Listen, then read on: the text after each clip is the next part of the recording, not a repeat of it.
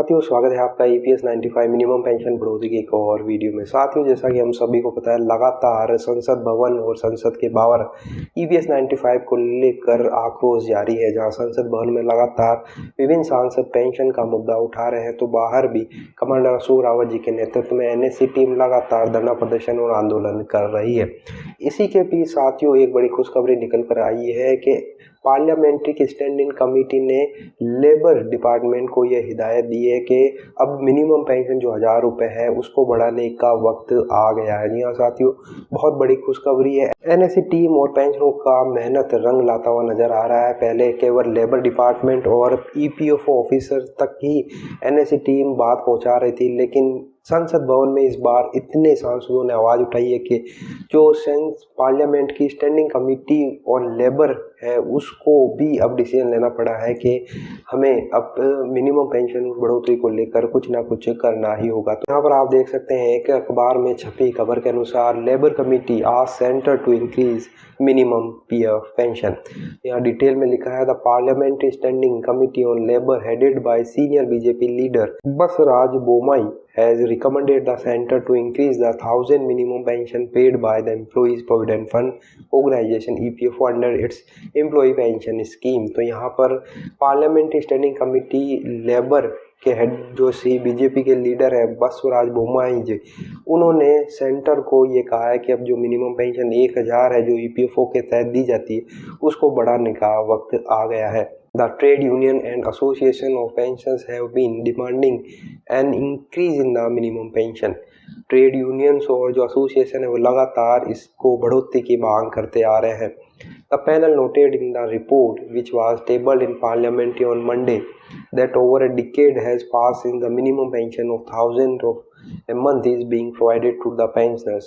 Considering the manifold increase in the cost of living in 2024, 2012 on the other relevant factor is put before the committee by various stakeholders during their oral evidence held in the year 2023। Parliamentary committee ने ये note किया कि 2014 में जो 1000 रुपये pension मिलती उसके बाद में 2024 तक बहुत सारे ऐसे फैक्टर आ गए हैं, महंगाई बढ़ चुकी है, तो अब वक्त आ गया है कि हमें इन सारे फैक्टर्स को देखते हुए मिनिमम पेंशन बढ़ोतरी करनी होगी, क्योंकि बहुत सारे स्टेक होल्डर और यूनियनों ने अप्रोच किया है। The committee feel that there is a need to seriously look into the aspect of considering an upward revision of this amount, the panel said। तो कमेटी ने अब ये फील किया है कि अब हमें सीरियसली मिनिमम पेंशन बढ़ोतरी को लेकर कुछ करना ही होगा, क्योंकि अब वक्त आ गया है कि काफ़ी फैक्टर ऐसे हो चुके हैं महंगाई को देखते हुए कि मिनिमम पेंशन बढ़ोतरी 1000 से बढ़ानी ही होगी। Notwithstanding the financial implication involved, the committee desired the Ministry EPFO to take up the significant task sympathetically with a sense of urgency in the larger interest of the affected pensioner and their family members, so as to revive at an amicable solution।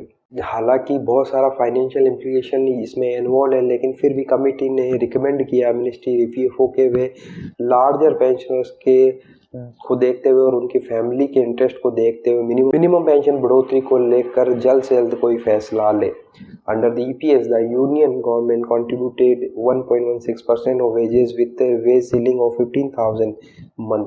यहाँ पर EPS 95 में government 1.16% का योगदान देती है 15,000 salary तक।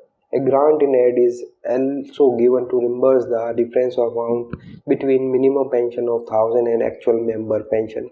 इसके अलावा गवर्नमेंट जो डिफरेंशियल अमाउंट होता है 1000 मिनिमम पेंशन करने के लिए उसको भी गवर्नमेंट दे रही है 2014 से। During 2023-24 total number of pensioner getting minimum pension of 1000 a month was 20,64,800। 2023-24 में जो टोटल पेंशनर है जो मिनिमम पेंशन 1000 रुपये ले रहे हैं वो करीबन 20,64,800 थे, और इसके लिए सेंट्रल गवर्नमेंट ने करीबन 957.55 करोड़ रुपए का डिफरेंशियल अमाउंट दिया है। Noting that the 4 labor code are yet to be implemented, the report said Considering the fact that carrying out the provision of the code, it is statutory obligation on the states duties to prepare the rules. The committee impressed upon the ministry to further intensify their efforts and vigorously pressure the matter with all state duties in time-bound manner so as to ensure that the 4 labor code also implemented.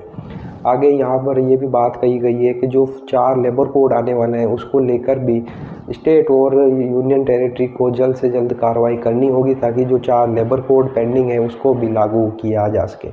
तो साथियों आप देख सकते हैं लगातार प्रयासों के बाद में संसद के बाहर और अंदर अब फाइनली लेबर कमेटी जो पार्लियामेंट्री की स्टैंडिंग कमेटी है उसने भी ये फैसला किया है कि मिनिमम पेंशन बढ़ोतरी का वक्त अब आ गया। तो अब देखना ये होगा कि मिनिमम पेंशन जो भी 1000 रुपये उसको बढ़ाकर कितना किया जाता है। हालांकि एनएससी टीम 7500 की डिमांड कर रही है, लेकिन सरकार इस पर क्या फैसला लेती है, कितनी मिनिमम पेंशन बढ़ोतरी हो, ये देखने वाली बात है। लेकिन अब बहुत जल्द पेंशनरों को खुशखबरी देखने को मिल सकती है। साथियों आपका इस बारे में क्या ख्याल है, आपकी राय कमेंट बॉक्स में ज़रूर बताइए। वीडियो अगर आपको अच्छा लगा तो लाइक शेयर कर दीजिए। इसी तरह की इन्फॉर्मेशन प्राप्त करने के लिए आप चैनल को सब्सक्राइब ज़रूर कर लीजिए।